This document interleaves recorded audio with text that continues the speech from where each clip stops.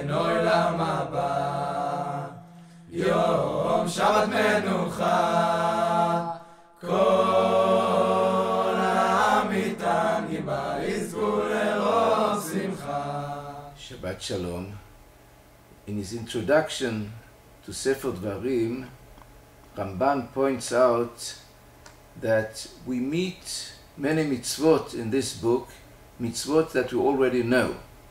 Most of the mitzvot, says the Ramban, are here in order to help the new generation that enters the country of Israel. They have to hear again and again the mitzvot that they need and to repeat them, that they might be a part of their way of living.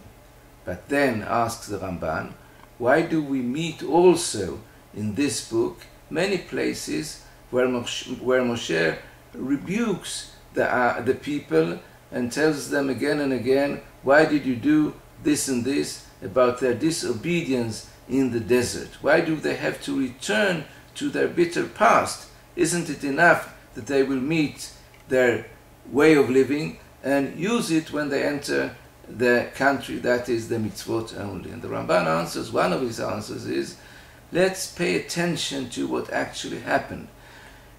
Hashem didn't exterminate the people. We are here, we exist. HaKadosh Baruch Hu is merciful. He actually did what Moshe prayed and asked him to do. The people is here, we do exist. And when they enter the country, they might say, how can we do it? How can we not sin?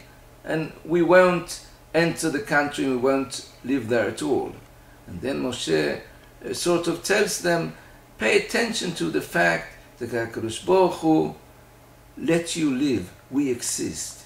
And with these two factors, one, that we have a hope to exist, and on the other hand, we have a way to live. In that way, they can enter their new country. Perhaps in the same way, today we have Parashat Dvarim, Parashat Chazon, Shabbat Chazon, and Tisha B'Av. Perhaps we also should look into our bitter past in that way.